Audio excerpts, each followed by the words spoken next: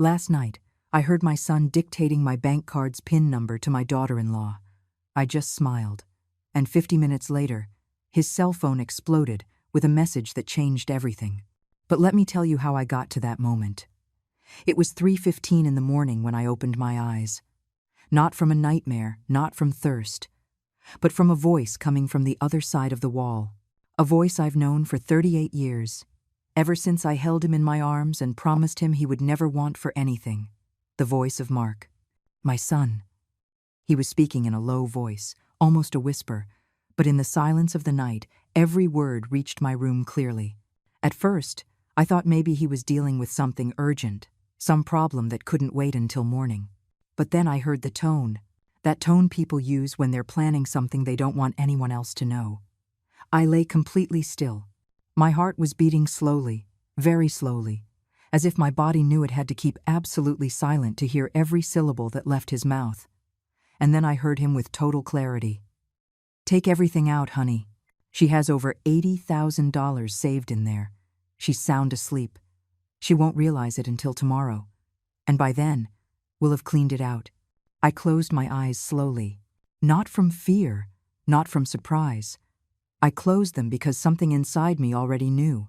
Maybe not the exact details, maybe not the precise moment, but the essence of what was happening. That feeling a mother gets when her son stops being the child she raised and becomes someone she no longer fully recognizes. I heard Claire's agitated breathing on the other end of the phone. I could picture her perfectly in the house I helped them furnish, sitting on the bed, her eyes shining with excitement at the idea of all that money. Claire was always like that, from the day I met her.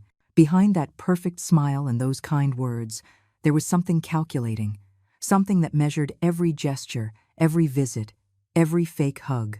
But a mother doesn't say those things out loud. A mother stays quiet, waits, observes. Because pointing out your son's wife's flaws is opening a wound that never heals right. So I kept quiet then, when I met her. And I kept quiet now, in the darkness of my room, as I listened to my own son dictate my bank card numbers to his wife. 4, 7, 2, 9. Each number was like a heartbeat stopping for a second. Not because the betrayal itself hurt me, but because it confirmed what I had been refusing to accept for months. That to them, I was no longer Eleanor Hayes. I was no longer a mother, no longer family, no longer the woman who had helped them through every crisis. I was just a bank account with a name and a number. The money Mark mentioned didn't fall from the sky. It wasn't a gift or an unexpected inheritance. It was 42 years of work. 42 years of getting up at 5 in the morning to get to the garment factory on time, where I sewed uniforms until my fingers were deformed from the effort.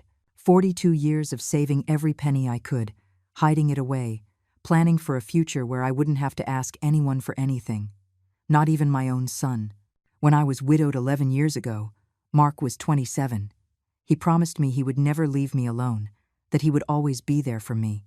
And I believed him. A mother always wants to believe her son. She always wants to think that all the love she gave for years will come back in some way when she needs it. But life teaches you things you don't want to learn. Mark kept talking quietly to Claire. He explained how to use the ATM, how to make multiple withdrawals to avoid raising suspicion, how to take out the maximum allowed at different times. He spoke with a certainty that made my blood run cold. This wasn't the first time he had planned this. You could tell in every detail, in every precise instruction. They had been waiting for the right moment. And tonight, they thought they had found it. I opened my eyes in the darkness and looked at the ceiling. A small water stain formed an irregular shape right above my bed. I had seen it every night for the last 3 years. That stain had become a silent companion, a mute witness to my insomnia, my worries, the nights I wondered if I had been a good mother or if I had failed in some fundamental way. Now, that stain seemed to have an answer. I heard Mark end the call. Honey, first thing tomorrow morning, you go and take everything out. I'll stay here, so she doesn't suspect anything. We act normal, just like always. Just like always. Those 2 words echoed in my head louder than anything else. Just like always. How many times had they acted normal in front of me while planning this? How many times had they smiled at me while thinking about my money? How many times had they faked concern for my health when all they really wanted was to make sure I was still alive and had access to my account? I felt something strange in that moment. It wasn't pain. It wasn't rage. It was something deeper and calmer. It was absolute clarity. The door to Mark's room closed softly. I heard his footsteps moving down the hall, probably going to the bathroom or the kitchen for water. Footsteps I knew by heart. Footsteps I had heard when he was a child and woke up scared from a nightmare. Footsteps I had heard when he was a teenager and came home late. Footsteps that now walked all over my trust, as if it were a floor they didn't mind getting dirty. I stared into the darkness for a long time, and then, slowly, I smiled. It wasn't a smile of joy, nor of madness. It was the smile of someone who has just understood the entire game, of someone who knows exactly what she is going to do next. Because if there's one thing I've learned in 64 years of life, it's this. Age doesn't take away your intelligence. On the contrary, it gives you something much more valuable. It gives you patience. It gives you the ability to observe without reacting. It gives you the coldness necessary to act at the exact right moment. And that moment was about to arrive. I closed my eyes again, this time with real calm. Mark and Claire thought they had it all figured out. They thought I was just a naive old woman who kept money under the mattress, waiting for someone smarter to come and take it. But they were wrong, because this old woman had been preparing for a day like this for years. Not this exact scenario, not this exact betrayal, but for the moment when she would have to protect herself, even from her own blood. Tomorrow morning, as soon as the sun came up, I had a plan too, and 50 minutes after they tried to rob me, their lives were going to change forever. 5 days before that night, everything seemed normal, or at least, that's what I wanted to believe. Mark had come home on a Tuesday afternoon with a box of donuts and my favorite brand of coffee. The gesture struck me as odd from the start. Not because my son was inconsiderate, but because it had been months since he'd brought anything without me asking first. "Mom, I brought you this because I know you like it," he said, leaving the things on the kitchen table. "Claire asked me to stop by and say hello. She says it's been a long time since the three of us talked." I turned from the stove where I was heating water for tea. I looked him in the eyes, searching for something, any sign of genuine sincerity. But all I found was that smile that no longer reached his eyes. That smile he had learned to wear like a mask. "That's nice, son. You know you're always welcome here." He stood in the kitchen longer than necessary. He looked around as if searching for something specific. His eyes stopped on the small desk by the window where I usually pay the bills. My purse was there, half open, with my wallet just peeking out. "So, how are you doing with your finances? Mom, everything okay with the bank and all that?" There it was. The real reason for the visit. "Fine, Mark. Everything's fine. You know I'm careful with my things." "No, of course. I'm just asking because Claire and I were thinking, maybe you could use some help managing your money better. You know, there are investments, accounts that earn interest. You could be making more." I smiled as I poured the hot water into 2 cups. One for him, one for me. The steam rose between us like a transparent curtain. "Oh, son, I'm too old for all those modern things. I prefer my old-fashioned way. That way I don't get confused." "But Mom, seriously, you could have a lot more. We could help you. We could even open a joint account. That way, if something happens to you." "If something happens to me," I interrupted gently, "everything is in order. I already have my papers ready. My will is already drawn up. You don't have to worry about that." I saw him clench his jaw. Just for a second. Just a twitch. But I saw it. "That's not why, Mom. It's because we want you to be safe. For your money to be well protected."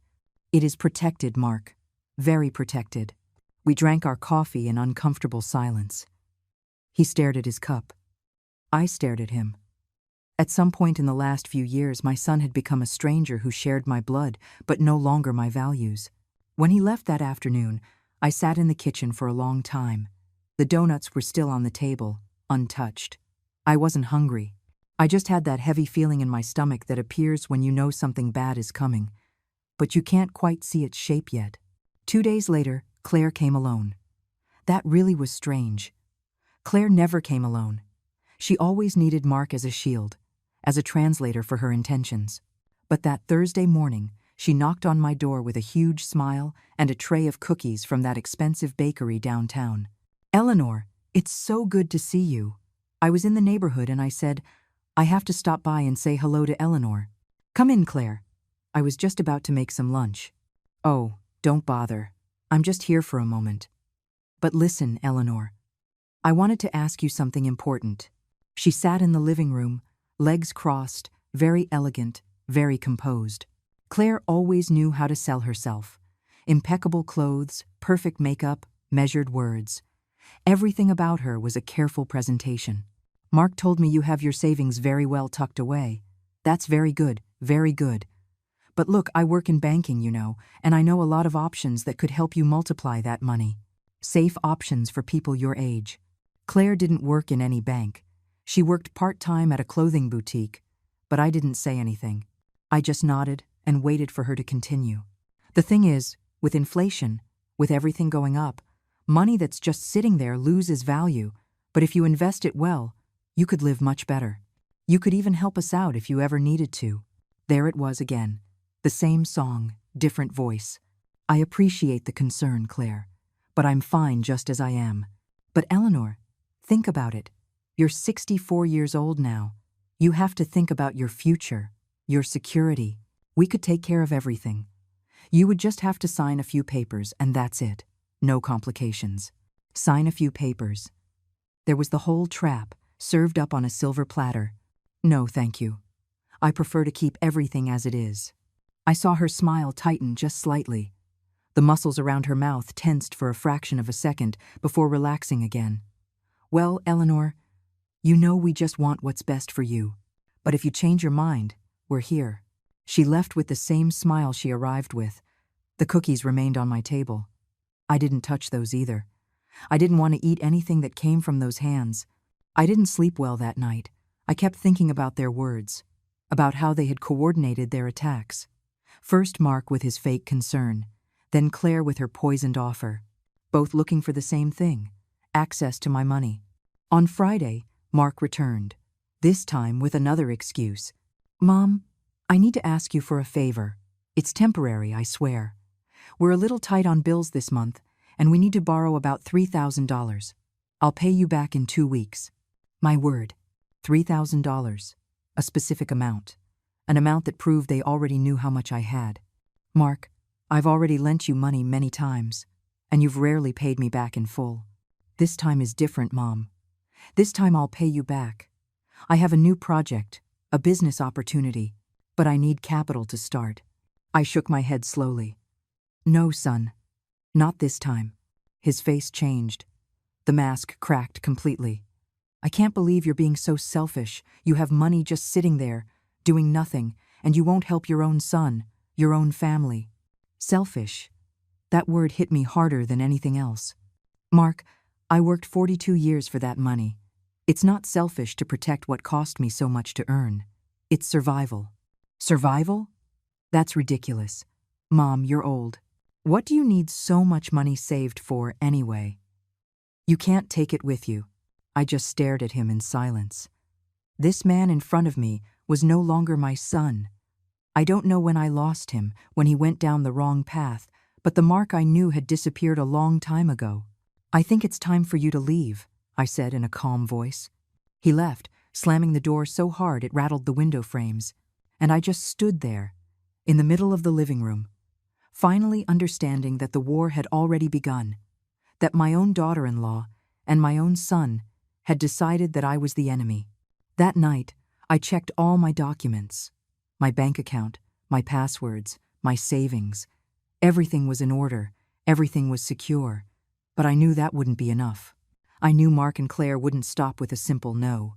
They wanted that money, and they were willing to do whatever it took to get it. What they didn't know was that I was also willing to do whatever it took to protect it, because that money wasn't just numbers in an account. It was my dignity. It was my independence. It was proof that I was worth something beyond being a mother. It was my entire life converted into figures. And nobody, absolutely nobody, was going to take it from me without a fight. Saturday dawned gray. One of those days where the sky seems to be the same color as your dark thoughts.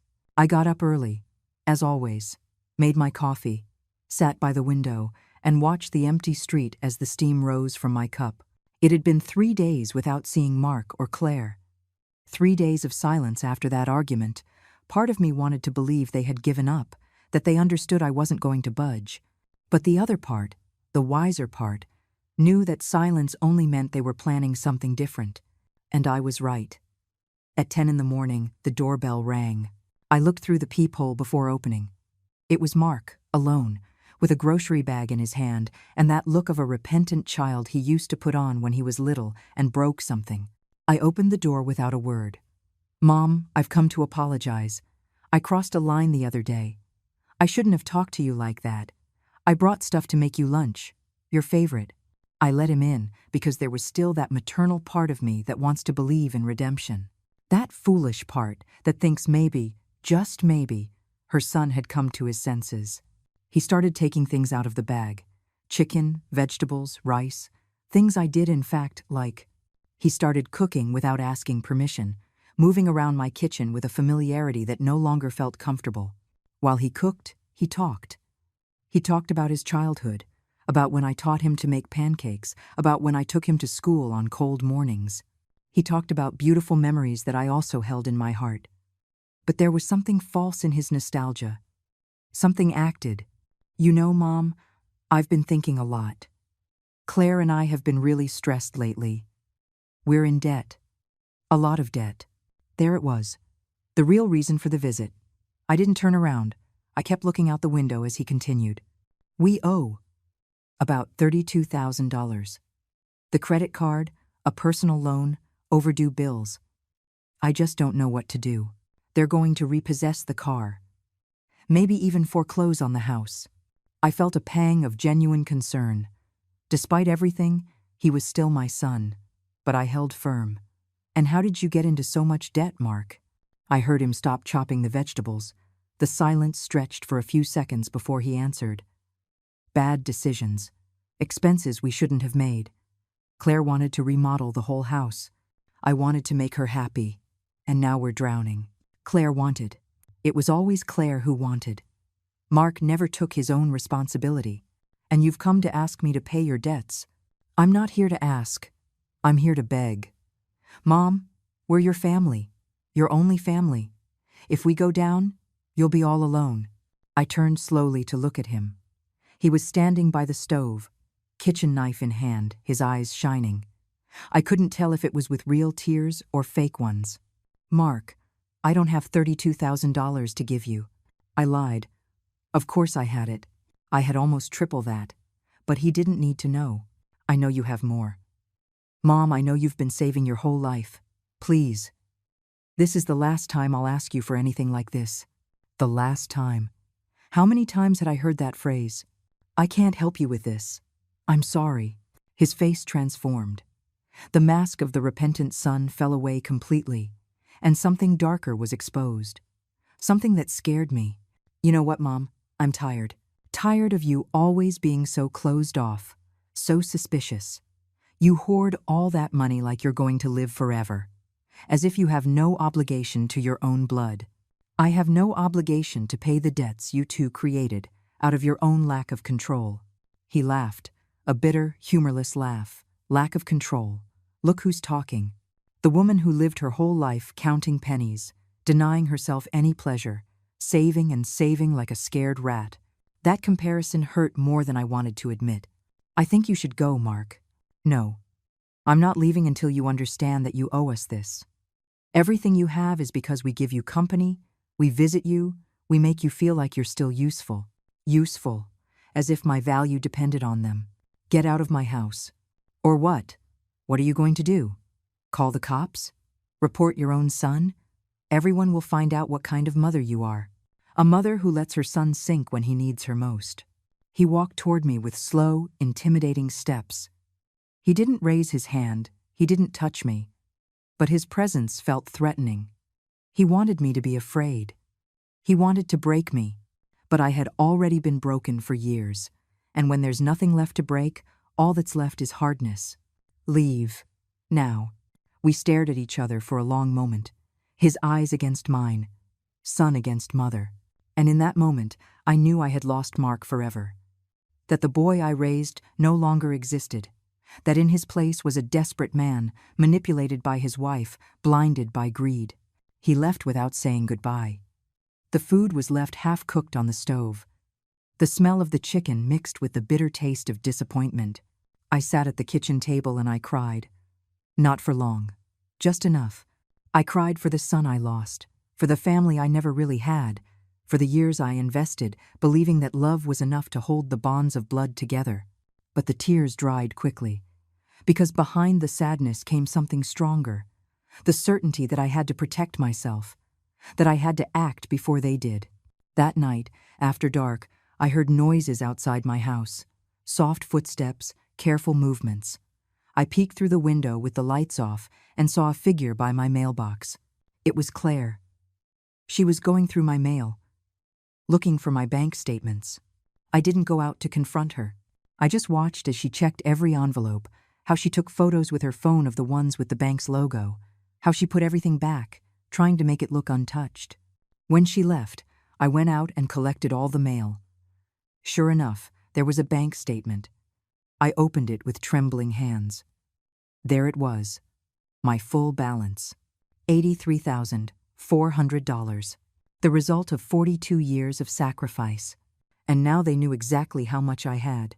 I stayed awake all that night, not out of fear, but planning, thinking about every move I had to make, how to protect what was mine without destroying myself in the process. I didn't leave the house on Sunday. I didn't want to go to church as I usually did. I didn't want to see anyone. I just needed to think with absolute clarity. Claire called me mid-afternoon. "Eleanor, so good to hear your voice. Listen, Mark told me what happened yesterday. What a shame. He was just so nervous, he didn't mean to say those things. You know how he gets when he's stressed. Always the same technique. Claire cleaning up Mark's messes. Claire using the soft voice after the aggression. Claire, I don't want to talk about this right now. No, Eleanor, listen to me. We really need your help, and you have the means to help us.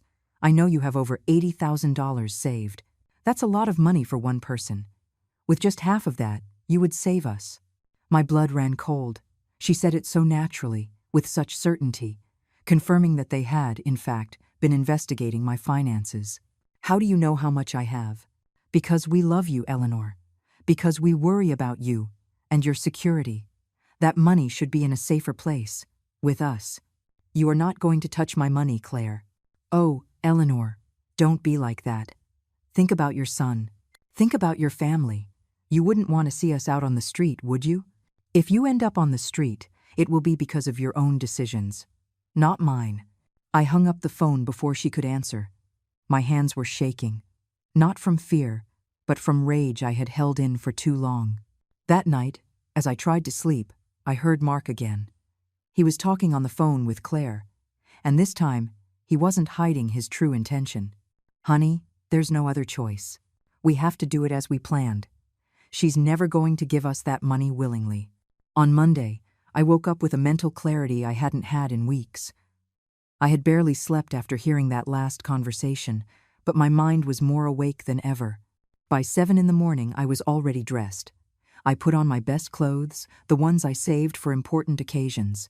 I brushed my hair carefully and even put on a little lipstick. I wanted to look like what I was, a capable, lucid woman in full control of her faculties. At 8 o'clock sharp, I left the house. Mark was still asleep in the guest room. I didn't say anything to him. I just took my purse and gently closed the door. The morning was cool. I walked the 4 blocks to the bus stop, feeling how each step gave me more strength. I was not going to be a victim. I was not going to wait for them to strip me of what had cost me a lifetime to build. The bus arrived on time. I sat by the window and watched the city wake up. People going to work, children on their way to school, vendors opening their shops, a normal life for all of them. While I was heading to the bank to protect my future from my own blood, the bank branch was downtown. It was an old but well-maintained building with that characteristic smell of paper and air conditioning. I arrived just as they were opening the doors. "Good morning, ma'am. How can we help you?" The receptionist was young, maybe Mark's age. She smiled at me with that professional kindness they teach in training. I need to talk to someone about my account. It's urgent. They showed me into a small office. The account manager was a man in his 40s, with glasses and an impeccable tie. He introduced himself as Mr. David Chen. Mrs. Hayes, what a pleasure to have you here. Your account has been with us for many years. How can we help you? I sat across from him and placed my hands on my purse. I took a deep breath before speaking. I need to change my PIN, and I need to activate every possible security alert on my account. Mr. Chen nodded while typing something into his computer. Of course, I can do that right now. Is there any particular reason you need these changes? I hesitated for a second, but then I decided that the truth, however painful, was necessary. My family is trying to access my money without my consent. I saw his expression change. It was no longer just professional kindness. Now there was genuine understanding. He had probably seen similar cases before. I understand completely, Mrs. Hayes. Unfortunately, this is more common than people think. We are going to secure your account immediately. We spent the next hour setting everything up. I changed my 4-digit PIN. The new one was my mother's birthday, someone Mark never knew, a date he could never guess. 3108.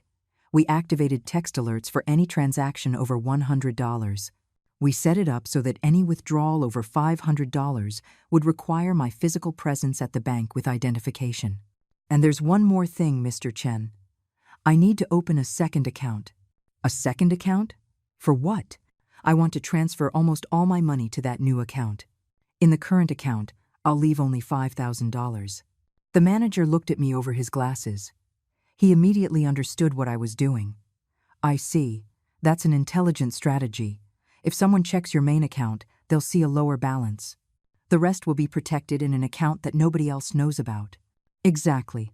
We opened the second account in 20 minutes. This one had no debit card, just a passbook that would be mailed to a different address. I gave him the address of my friend Margaret, who lived on the other side of town. I had called her early that morning to ask for the favor, and she agreed without asking questions. We transferred $78,000 to the new account. In the account that Mark and Claire knew about, only $5,400 remained. One more thing, Mr. Chen. If anyone calls asking about my account, or if anyone tries to make transactions, I need you to notify me immediately. Of course. I'm going to put an alert note in your file. No one will be able to access information about your accounts without your express authorization. I left the bank feeling like I had won the first battle. The sun was already high in the sky and it was warm.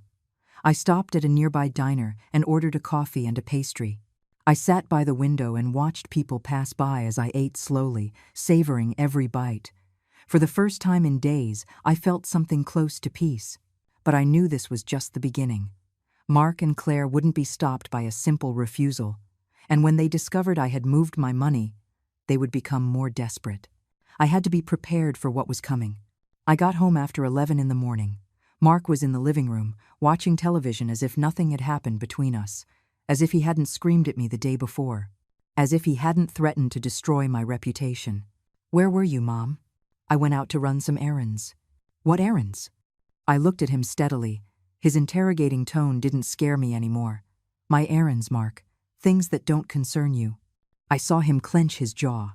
He wanted to press further. But something in my attitude stopped him. Claire is coming over this afternoon. She wants to talk to you. I have nothing to talk to Claire about. Mom, please, don't be like that. She just wants to help. Help. That word had lost all its meaning. Mark, listen to me closely, because I'm only going to say this once. My money is mine. I earned it. I saved it. And nobody, absolutely nobody, is going to tell me what to do with it. He stood up from the sofa abruptly. You're unbelievable, Mom. Truly. You have your son sinking, and you won't lift a finger to help him. You are sinking because of your own decisions. It's not my responsibility to save you every time you make bad choices. He stormed out of the house, slamming the door again. This time, it didn't affect me. I had gotten used to his dramatic reactions. I sat in my favorite armchair and took a deep breath. I took out my cell phone, That device Mark had given me last year that I barely knew how to use. I checked my messages. There was one from the bank confirming the PIN change and the activation of alerts. Everything was in order. That afternoon, as Mark had warned, Claire arrived, but she didn't come alone. She brought her mother, a woman I barely knew but who had a reputation for being nosy and manipulative. "Eleanor, so good to see you. I'd like you to meet my mom, Sharon." Sharon looked me up and down, with that expression people have when they've already judged you before they even know you. "So, you're the famous Eleanor. My daughter has told me a lot about you." "I hope good things," I replied without much interest. They sat down without being invited. Claire on the sofa, her mother in the armchair that had belonged to my late husband. Seeing that stranger sitting there irritated me more than I expected. "Look, Eleanor, I'm going to be frank with you. My daughter and her husband are in a very difficult situation, and you have the means to help them, but you refuse. That's not right. Family helps family. With all due respect, Sharon, you don't know my situation or my history.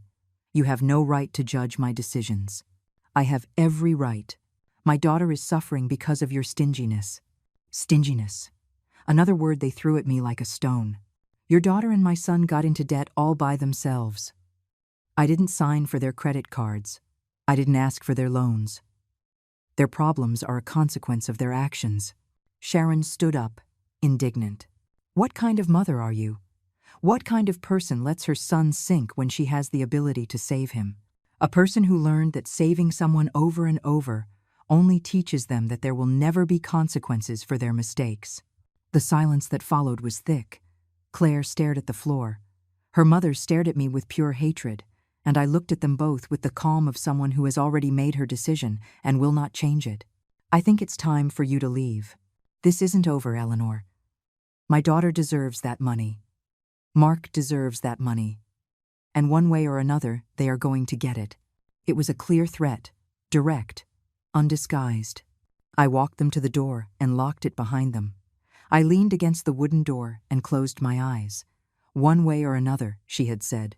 Now I knew they would definitely try something. That the plan I had overheard the other night wasn't just empty words. It was a promise of action. But I was ready. That night, I made a simple dinner: vegetable soup and toast. I ate in silence as it got dark outside. Mark didn't come home. He was probably with Claire, planning their next move. I washed the dishes, dried everything carefully, put everything back in its place. Then I went to my room and checked my phone one more time. The bank had sent another message.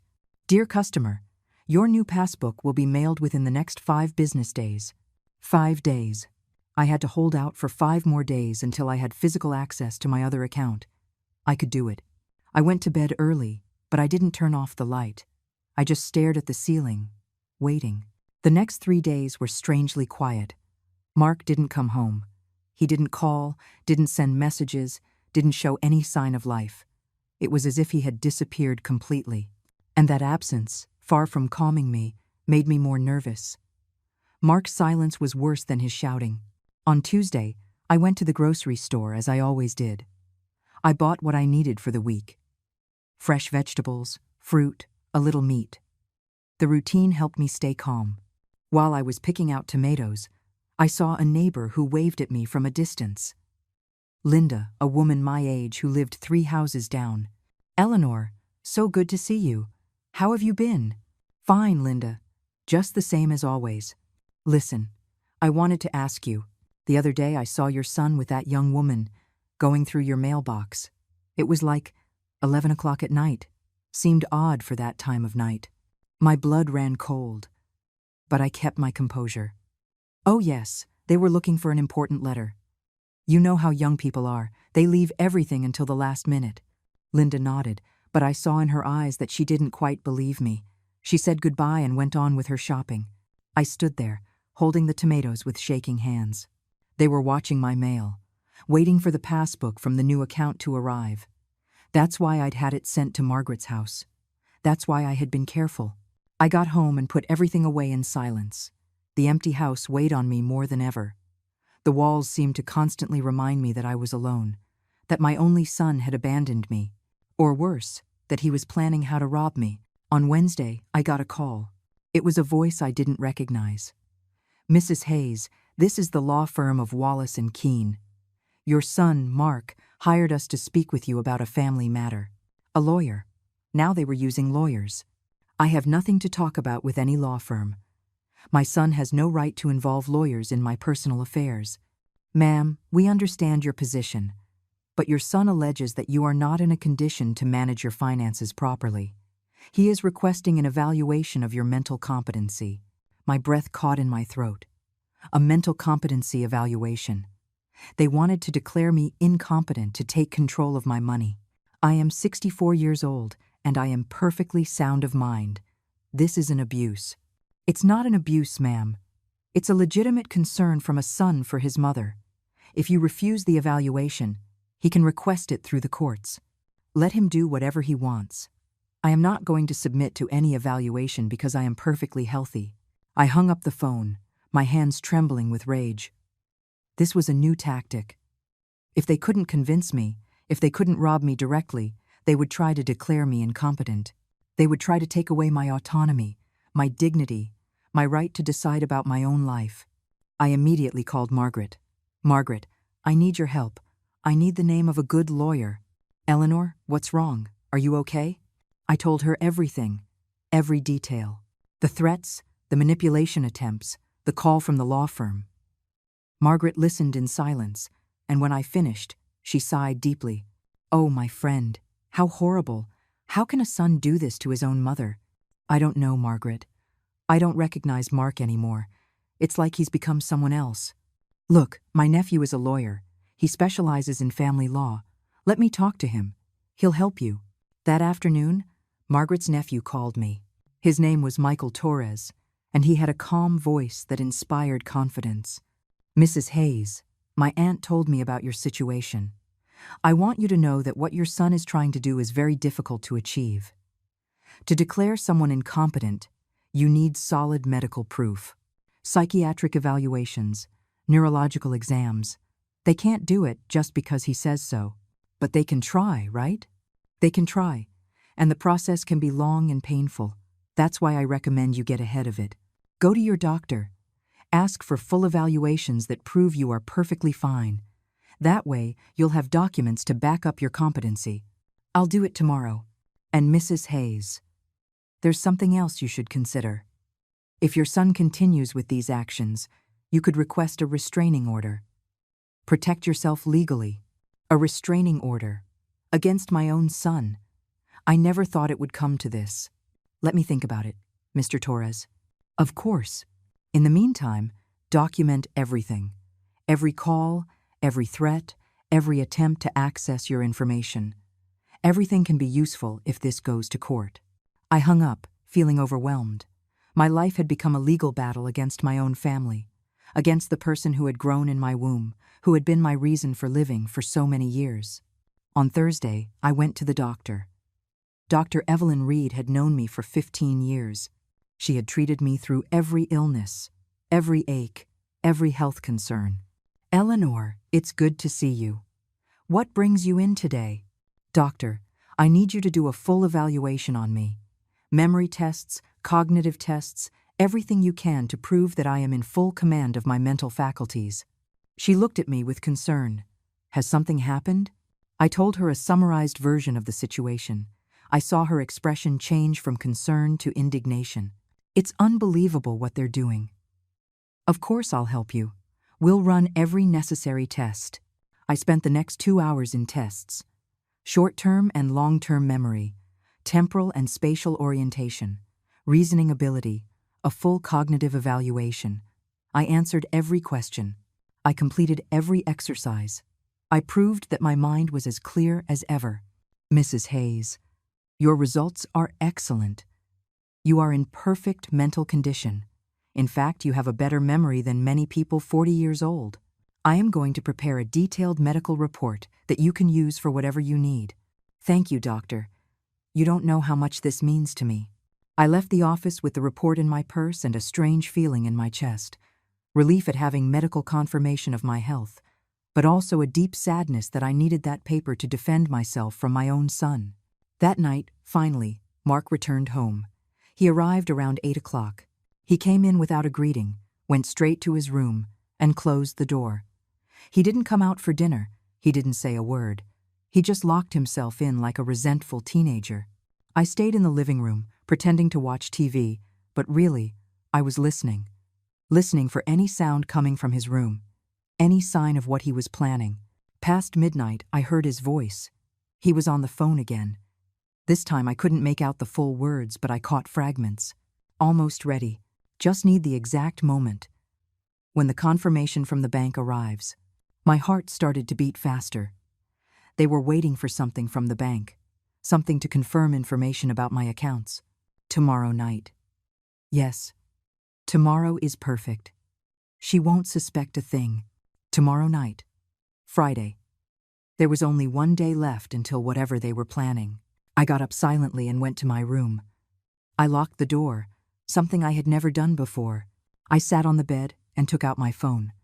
I checked the messages from the bank. Nothing new, just the security confirmations I already knew. But they were waiting for something, some information, some document. And then I understood. They were waiting for my monthly statement, the one that always arrived the first few days of the month. The one that would show all my transactions, including the transfer I had made to the new account. If they saw that statement, they would know I moved the money. They would know I had discovered them. And then, who knows what they would do. I made a quick decision. The next day, I would go to the bank again. I would ask them to stop all paper statements, to make everything digital. To a new email address I would open just for that. An email they would never know. They couldn't know. Not yet. Not until I was completely protected. I lay down but didn't sleep. I just stared at the locked door of my room, listening to every sound in the house. Mark's footsteps when he went to the bathroom, the creaking of the floorboards, the sound of the wind against the windows. Everything seemed threatening now. My own home had become a silent battlefield, and Friday would be the decisive day. The day they planned to do something, the day I would have to be more alert than ever. I closed my eyes just for a moment, just to rest them. But my mind kept working, planning, preparing, because I knew what was coming wouldn't be easy, that Mark and Claire were desperate, and desperation makes people make extreme decisions. I had to be ready for anything, for my money, for my dignity, for my life. Friday dawned with a heavy feeling in the air, as if even the weather knew something important was about to happen. I got up before Mark. I made strong coffee and sat by the window as I did every morning. But this time, I wasn't enjoying the quiet. I was watching, observing every movement on the street, every car that passed, every person who walked by my house. At 7 in the morning I left. I left a note for Mark saying I had gone to the grocery store, but in reality, I went straight to the bank. I needed to make the final changes before it was too late. Mr. David Chen greeted me with the same kindness as always. "Mrs. Hayes, what a surprise to see you again so soon. Is everything all right with your account?" "Yes, Mr. Chen. But I need to make one more change. I need to cancel all paper statements sent by mail. I want everything to be digital. Of course, it's much more secure that way. I'll set you up with online banking access." We spent the next hour configuring everything. He taught me how to log into the system, how to check my transactions, how to change passwords. It was complicated for me, who barely knew how to use my phone, but I paid full attention. I took notes in a small notebook that I tucked deep into my purse. "One more thing, Mrs. Hayes. Your new passbook will arrive at the address you provided in 2 more days, Monday or Tuesday at the latest." "Perfect. Thank you so much, Mr. Chen. Happy to help. And remember, any strange activity on your account, we will contact you immediately." I left the bank feeling like I had done everything possible to protect myself. Now, all that was left was to wait, to see what Mark and Claire would do when they discovered they couldn't access my money.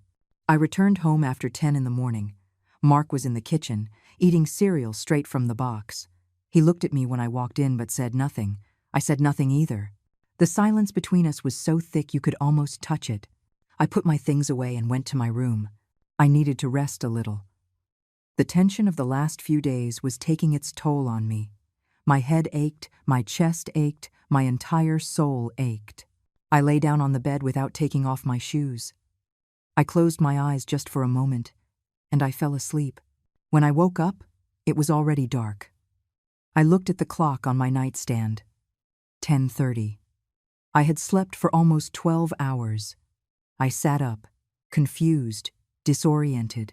I couldn't remember the last time I had slept so much. The house was silent, too silent. I got up and opened my bedroom door carefully. The living room was dark, the kitchen too, but there was a light on, shining from under Mark's door. And then I heard it. That voice I already knew, that voice I had learned to fear. Mark was on the phone with Claire, and this time, he wasn't whispering. This time, he was speaking clearly because he thought I was still asleep. "Honey, listen to me." The bank statement didn't arrive. I checked the mailbox 3 times today and nothing. Something's going on. Claire's voice was muffled on the other end, but I could make out her urgent tone. "No, I don't think it's just the mail being late. I think she knows. I think she did something to protect her information." Silence, as Claire spoke. "I know we need that money, honey. I know they're going to foreclose on the house. But if she changed everything, we won't be able to do anything." More silence. I heard Mark pacing back and forth in his room. His footsteps sounded anxious, desperate. Wait. I have an idea. She still has her debit card, right? The physical card is in her wallet. If we get that card and the PIN, my heart started to beat faster. I knew what was coming next. Yes, I know. She already changed the PIN. But we can try the obvious numbers. Her birthday, my dad's date of death. It can't be anything too complicated. She's an old woman, as if my age made me stupid. Claire must have suggested something, because Mark was quiet for a moment before answering. "Tonight. Yes, she's fast asleep. She won't wake up. I'll go find her wallet, get the card, copy the numbers, and put it back. First thing tomorrow morning, you go to the ATM and we try codes until it works." I stood paralyzed on the other side of the door. They were planning to rob me this very night. While I slept in my own house, my own son was going to sneak into my room like a thief. But there was a problem with their plan, a problem they didn't know about. I no longer had the debit card for the main account. I had cut it into pieces and thrown it away days ago. The only card in my wallet was for an old account I had closed 2 years ago, a card I kept out of carelessness and which would now become my salvation. "Yes, honey, I'll go in about an hour. Let me make sure she's deeply asleep. And tomorrow morning, I'll meet you at the ATM on the corner. You take everything out. The $5,000 that's left in the account." 5,000. They thought I only had $5,000 left. They didn't know I had moved everything else. They didn't know that even that 5,000 was no longer accessible with the card they thought they were stealing. "Listen, Claire, this has to work. It's our only chance. If she finds out, if she wakes up, if something goes wrong, there's no way we'll recover. We lost the apartment. We're about to lose the car. This is the last thing we can do." The desperation in his voice was real. But I felt no pity, only a mixture of sadness and determination. I went back to my room in absolute silence. I closed the door without making a sound. I sat on the bed and thought quickly. I had 2 options. I could confront him now, tell him I heard everything, expose his plan before he could execute it. Or I could let him try, let him fail, let him discover for himself that it was already too late. I chose the second option. I opened my wallet and took out the useless card. I placed it in the most visible spot, as if I used it regularly. Then I lay down on the bed, fully dressed. I closed my eyes, but I did not sleep. I remained completely still, breathing deeply and evenly, faking the deepest sleep of my life. And I waited. Half an hour passed. 45 minutes. A full hour. And then I heard my bedroom door opening slowly. My heart was beating so hard I thought Mark would hear it. But I kept my breathing steady. I kept my eyes closed. I kept every muscle in my body relaxed. I heard his footsteps approaching. Slow, careful, like a stalking animal. He stopped next to my bed. I could feel his presence. I could feel his eyes on me. He was checking to make sure I was still asleep. I didn't move. I didn't change my breathing. I was a perfect statue. Then I heard the sound of my purse being lifted, the soft sound of the zipper opening, the rustle of his fingers searching through my things. He found the wallet. I heard him open it, take out the card. I imagined his triumphant smile as he held it in his hands. There was a moment of silence. He was probably copying the card numbers into his phone. Then I heard him put it back in the wallet, zip my purse closed, and walk away toward the door. The door closed. I opened my eyes in the darkness. A tear rolled down my cheek before I could stop it. It wasn't for the attempted theft. It was because I had just confirmed, definitively, that my son was lost. That the boy I raised no longer existed. That in his place was a stranger, capable of entering my room in the middle of the night to steal from me. I stayed in bed, unmoving. I heard Mark leave the house. I heard the car start and drive away. He was probably going to meet Claire to plan the assault for early tomorrow. I looked at the clock, 3:15 in the morning. The same time I had heard the first conversation. The same time this whole scheme had begun. But now, the end was near. Tomorrow morning, when Claire tried to use that card, she would discover that it didn't work, that it was for a closed account, that it had all been for nothing. And 50 minutes after that discovery, their lives would change forever. I got up from the bed and went to the kitchen. I made hot tea and sat by the window to wait for the sunrise. There was no point in trying to sleep anymore. There was no point in pretending things were okay. Tomorrow would be the day of reckoning. The day the truth would come out. The day Mark and Claire would understand that they had completely underestimated the old woman they thought they could fool. I drank my tea slowly as the sky began to lighten. Friday was ending. Saturday was about to begin. And with it, the silent justice I had been preparing for days. I smiled in the darkness. The same smile I'd had that first night when I heard them planning my robbery. The smile of someone who knows exactly how the story is going to end. Saturday dawned with a strange silence. Mark hadn't come back all night. The house was empty and cold, but I was wide awake. I hadn't slept a minute after watching him steal my card. I got ready, just like every day. I showered, got dressed, and combed my hair carefully. I wanted to be ready for whatever came. I wanted to look strong, dignified, unbreakable. I made coffee and toast.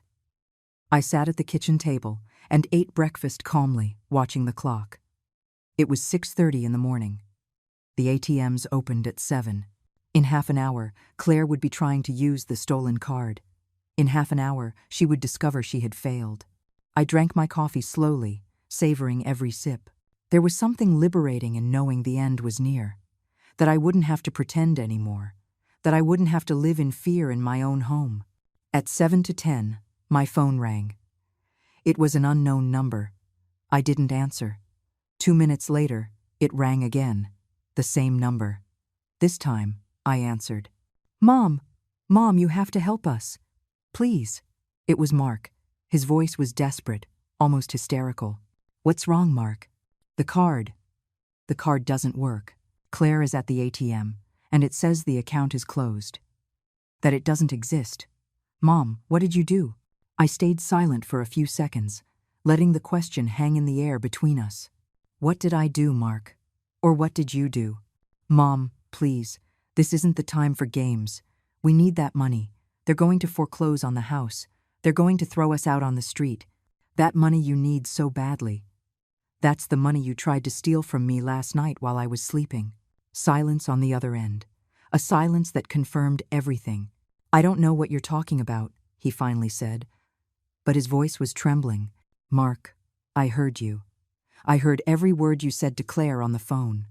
I heard how you planned to come into my room, and I felt you come in like a thief and take my wallet. Mom, I was just what? Just trying to rob me? Just trying to take what it cost me 42 years to earn? Just proving that to you I'm nothing but a source of money? It's not like that. I love you, Mom. It's just, we're desperate. Love doesn't steal, Mark.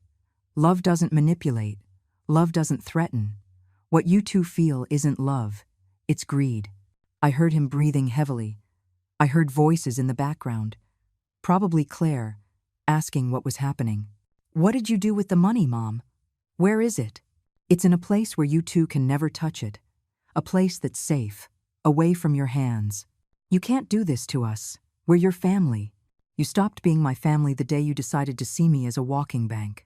Mom, please, I'm begging you, just lend us something, anything.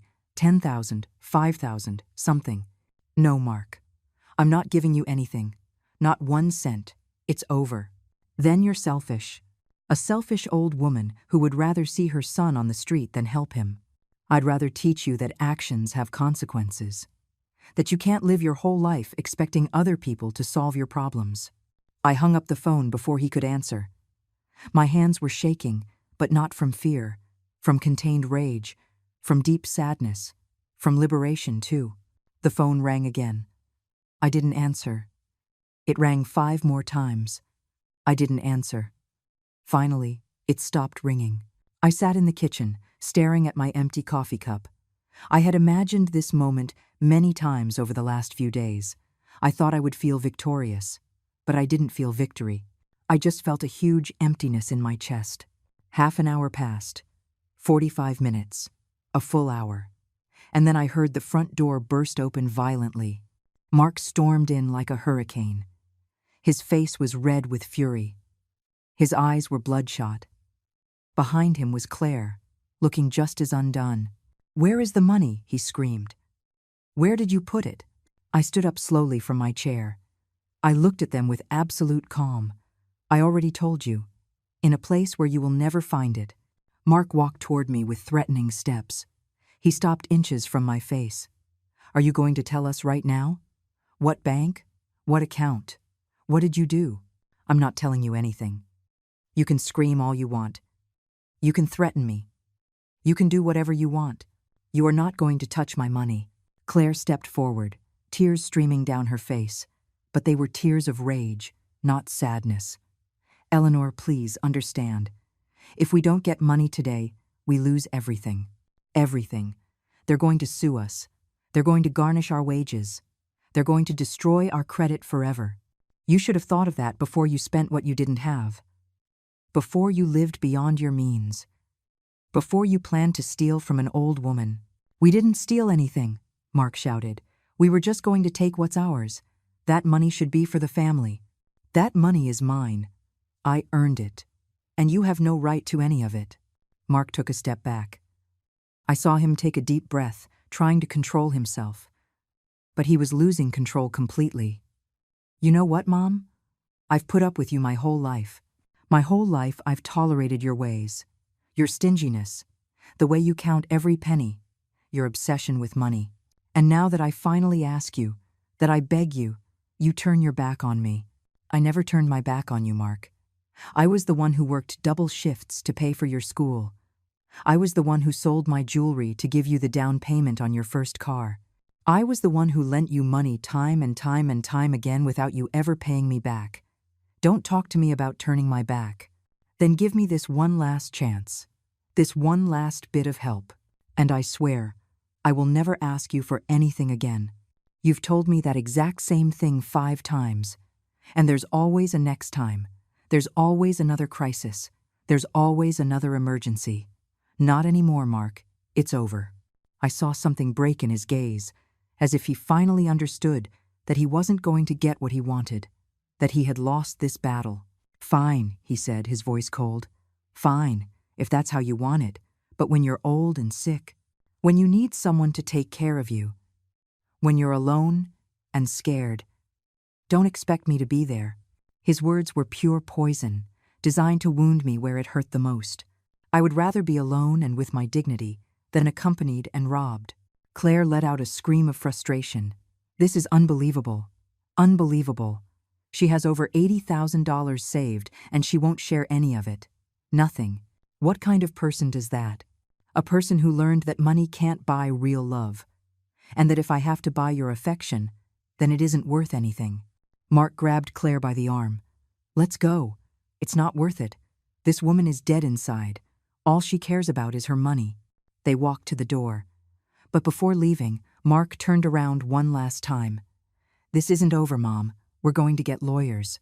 We're going to prove that you're not in your right mind, that you can't manage your money. And when a judge declares you incompetent, that money will be ours anyway."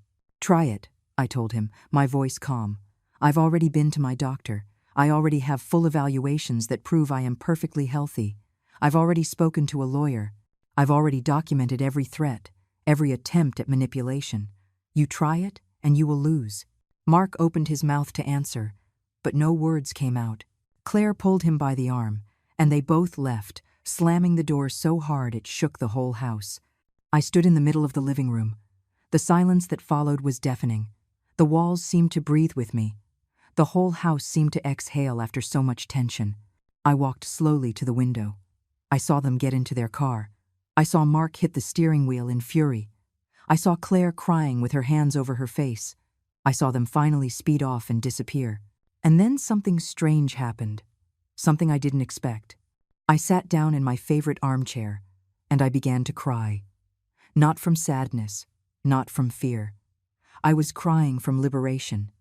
I was crying because it was finally over, because I had protected what was mine, because I had defended my dignity. I was crying because I had just lost my son, but I had won my freedom. The tears ran down my cheeks for a long time. I didn't try to stop them. I let it all out, all the accumulated pain, all the disappointment, all the sadness of a mother watching her son become someone she doesn't recognize. When the tears dried, I got up and went to my room. I opened the drawer where I kept the few photos I had. I took out one of Mark as a child. He was maybe 6 years old, smiling with missing teeth, hugging me with genuine love. I looked at that photo for a long time. That little boy didn't exist anymore, and I had to accept it. I had to mourn what could have been, and never would be. I put the photo away again. I closed the drawer, and I left the room, feeling like I was also closing a chapter of my life. The phone rang again. It was Margaret. "Eleanor, how are you? I was worried about you." "I'm okay, Margaret. Better than I've been in a long time." "What happened?" I told her everything. Every detail of the morning. Every word of the confrontation.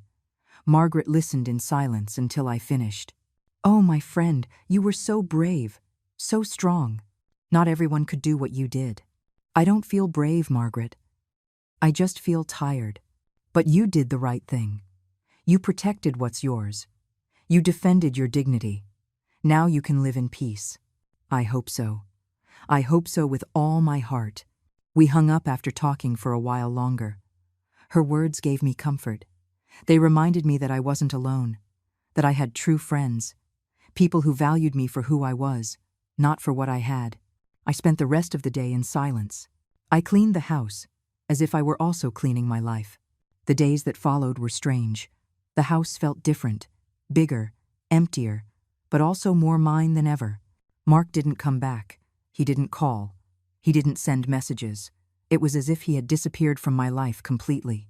And although part of me felt the pain of that absence, a stronger part felt relief. On Monday, I got the call I was waiting for. It was Margaret. "Eleanor, an envelope from the bank arrived at my house. I think it's what you were waiting for. I'll be right over." I took the bus to her house. Margaret lived in a quiet neighborhood with tree-lined streets and small, well-kept houses. She greeted me with a long hug and a hot coffee. "Here it is," she said, handing me the envelope. "I didn't even open it. It's your privacy." "Thank you, my friend. You don't know how much this means to me." I opened the envelope with trembling hands. There it was, the passbook for my new account, the account where my $78,000 were safe. My life's work, finally protected. I stared at that little passbook as if it were the most valuable treasure in the world. And in a way, it was. It represented my independence, my ability to decide my own life, my dignity, intact. Margaret made me lunch. We ate together while I told her every detail of what had happened. She listened, shaking her head, sometimes sighing, sometimes getting indignant. "You know what makes me saddest about all this?" I told her. "It's not the money. It's not the attempted theft. It's realizing that my son never saw me as his mother, only as a means to get what he wanted. Eleanor, that's not your fault. You did what you could. You raised him well. He made his own decisions. But I wonder where I went wrong. At what point did I lose the boy I knew? You didn't go wrong anywhere. Sometimes people choose paths we don't expect, and there's nothing we can do to change them." Her words gave me comfort, but the pain was still there, deep, permanent. I returned home that afternoon. As I walked in, I immediately noticed something was different. Mark's room was open, and it was empty. I walked in slowly. All his clothes were gone, his shoes, his personal things, everything. All that was left was the bare mattress and the open, empty closet. He had come while I was out and taken everything, without a goodbye, without a note, without a final word. I sat on the empty bed and looked at the room. This room where Mark had slept so many times when he came to visit. This room I had prepared with so much love to make him feel welcome. Now it was just an empty space, like the relationship we'd had. I didn't cry this time. I had no tears left for Mark. Only a deep resignation, an acceptance that some things simply can't be fixed. I closed the door to the room and decided that's how it would stay, closed. Like that chapter of my life, the days turned into weeks. I established a new routine. I got up early. I made my coffee. I read the newspaper. I went to the grocery store on Tuesdays and Fridays. I visited Margaret on Thursdays. On Sundays, I went to church. It was a simple life, quiet. And for the first time in a long time, it was a life at peace. One Wednesday afternoon, while I was watering the plants in my small garden, I saw a car park in front of my house. My heart skipped a beat, thinking it was Mark, but it wasn't. It was a woman I didn't know. She got out of the car nervously, looking at my house as if she wasn't sure she was in the right place. She rang the doorbell. I went to open it, cautious. "Mrs. Eleanor Hayes?" she asked. "Yes, that's me. My name is Jennifer Evans. I'm a caseworker with Adult Protective Services. Your son, Mark, filed a petition alleging that you require supervision and possible guardianship due to mental incompetence." It felt like a punch to the gut. They had done it. They had actually followed through on their threat. "Please, come in." Miss Evans came in and sat in the living room. She took out a folder with documents and a small audio recorder. "Mrs. Hayes, I just need to ask you a few questions. It's a standard procedure. Your son alleges that you are showing signs of confusion, that you make erratic financial decisions, and that you could be a victim of fraud or manipulation." I took a deep breath before answering. "Miss Evans, my son is lying, and I can prove it." I went to my room and came back with all the documents I had prepared. The medical report from Dr. Evelyn Reed, the cognitive evaluations, the bank statements showing my finances were in perfect order, the notes I had taken, documenting every threat, every manipulation attempt. I handed everything to the caseworker. She reviewed each document with growing attention. I saw her expression change as she read. "Mrs. Hayes, these documents are very clear. You are in full command of your mental faculties. Your finances are extremely well organized. And I see you've documented several attempts by your son to access your money." "That's right. My son and his wife tried to rob me. When they couldn't, they decided to try and have me declared incompetent to take control of my assets. This is very serious. This constitutes attempted financial elder abuse." "I don't want to press charges," I said, my voice firm. "I just want it on record that his accusation is false, that I am perfectly fine, and that I do not need any guardianship." Miss Evans closed her folder and looked at me with a mixture of respect and sadness. "I am closing this case immediately, and I am going to state in my report that your son's petition appears to be motivated by financial interest, not genuine concern. This will remain in his file. If he attempts anything similar in the future, this record will be held against him. Thank you. That's all I need. Mrs. Hayes, if I may say something personal, I see many cases like yours. Children trying to take advantage of their elderly parents, and very few have the strength you had to protect yourself. You should be proud." Her words comforted me more than I expected. When she left, I sat in the living room for a long time, processing what had just happened. Mark had tried until the very end. He had used every weapon he had, but he had failed. And now it was officially on record that his intention was not to protect me, but to strip me of my assets. That night, I slept deeply for the first time in weeks, without fear, without anxiety, without hearing voices through the walls. The days kept passing. Mark's room remained empty. The phone didn't ring with his name. It was as if he had completely erased his mother from his life, and I was learning to live with that absence. It wasn't easy. There were moments when I'd see something on TV and think, I should tell Mark about this. Or I'd be cooking and instinctively make too much, as if he were coming for dinner. But then I'd remember. And the pain would return, sharp and fresh. Margaret visited me often. She invited me to her house, to gatherings with her other friends, to walk in the park. She was helping me rebuild a social life I had neglected by always being available for Mark. One Saturday, 2 months after the last time I saw my son, I was at the grocery store buying vegetables when I saw him. He was on the other side of the store, with Claire. They were both carrying shopping bags. Bags filled with clothes that looked expensive, new. Claire was wearing large sunglasses and a designer handbag I recognized. They looked fine. They looked as if they didn't have a single financial worry. And then I understood.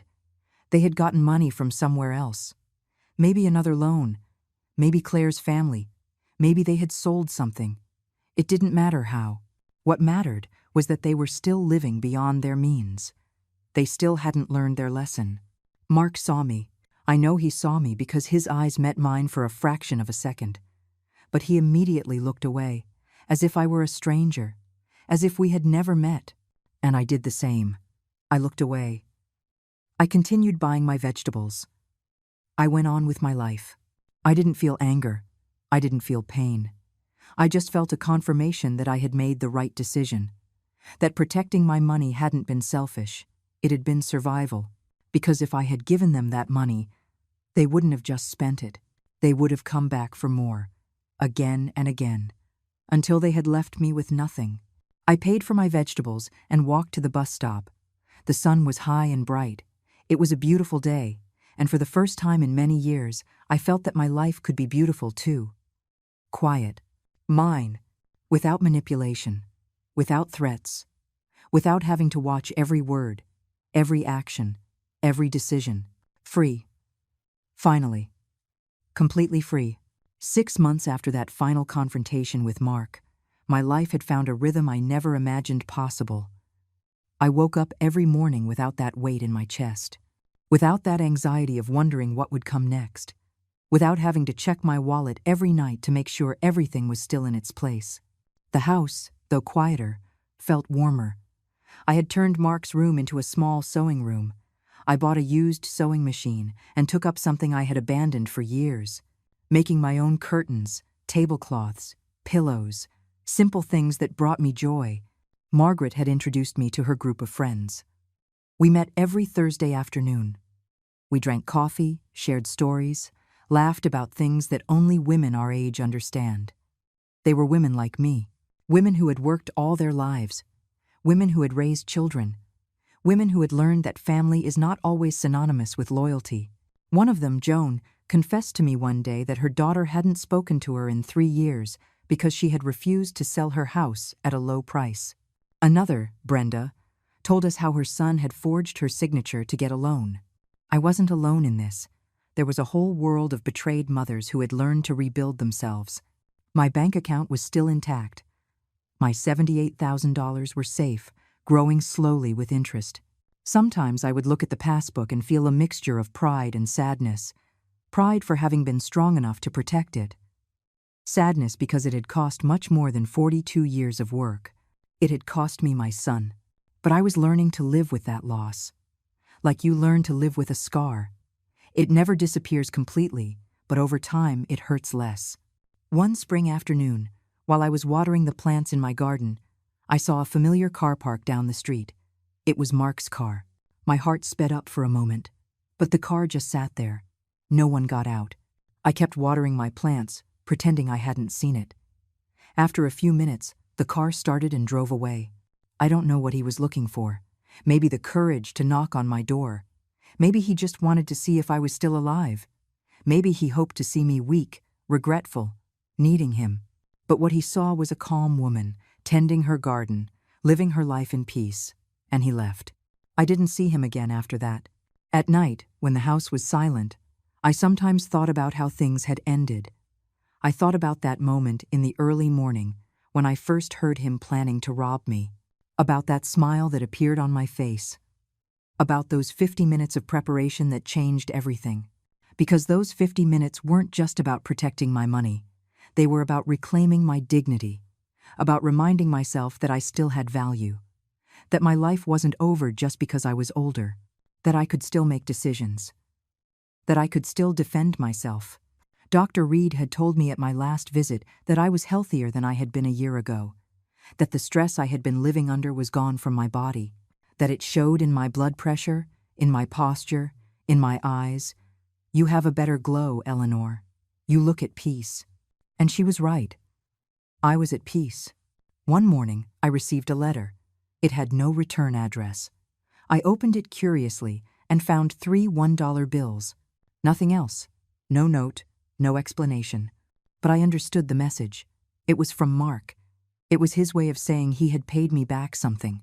$3, out of all the thousands I had lent him over the years. $3, that was probably all he had left over after continuing to live the way he lived. I put those $3 bills in an envelope. I put them in the back of my drawer, not as a treasure, but as a reminder that I had done the right thing, a reminder that true love cannot be bought or sold. On Sundays after church, I would stay for a while in the courtyard. I'd chat with the other women. We'd share neighborhood news. One of them asked me about Mark one day. "I haven't seen him with you in a long time, Eleanor. How is your son?" "He's living his life," I replied with a calm smile. "And I am living mine." I didn't say any more. I didn't need to. One afternoon, while I was drinking coffee in my favorite armchair, I looked around my house, the curtains I had sewn myself, the plants growing healthy, the clean, tidy furniture, everything in its place, everything at peace. And I realized something important. For years, I had believed my purpose was to be a mother, that my value was in what I could give my son, that my life only had meaning if Mark needed me. But I was wrong. My purpose was simply to live with dignity, to live in peace, to live true to myself. I didn't need anyone to validate me. I didn't need anyone to tell me I was worthy. I knew I was. I had proven it by defending myself, by protecting what was mine, by choosing my well-being over guilt. The sun was setting when I closed my eyes and took a deep breath.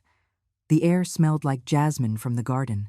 I could hear the birds saying goodnight to the day, and I smiled, the same smile from that night. The smile of someone who knows she made the right decision. The smile of someone who chose to live free, instead of living chained by false obligations. 3 coins were left in that old account that Mark tried to empty. 3 coins that meant nothing to him, but meant everything to me. Because it wasn't about the money. It never was. It was about respect, about dignity, about not allowing anyone, not even your own blood, to strip you of what it took you a lifetime to build. I opened my eyes and watched the sky turn orange. It was a beautiful sunset, like many I had seen in my life. But this one felt different. It felt like the beginning of something new. I got up, went to the kitchen, and made a simple dinner. Hot soup and fresh bread. I ate slowly, savoring every bite, grateful for every moment of peace. Afterward, I washed the dishes, dried everything carefully, and put each thing in its place, my usual routine. But now, every action had a different meaning. It was an act of self-love, a reminder that taking care of myself wasn't selfish, it was survival. I went to sleep early that night. I got into my clean bed, with sheets that smelled like lavender. I closed my eyes without fear, without anxiety, without hearing voices through the walls planning to rob me. Only silence. The blessed silence of peace, reclaimed. And as I fell asleep, I thought of all the women like me, all the mothers, grandmothers, aunts who had been manipulated, threatened, and stripped of their assets by their own family, all those who had to choose between their well-being and guilt. And I wished that all of them would find the strength I found, that they would all realize that protecting yourself is not a betrayal, that saying no is an act of self-love, that real family doesn't steal, it doesn't manipulate, it doesn't threaten. Real family respects, cares, loves unconditionally. And if your blood doesn't do that, then you have every right to walk away, to protect yourself, to live in peace. Because at the end of the day, when you close your eyes at night, the only thing that matters is being able to sleep with a clear conscience.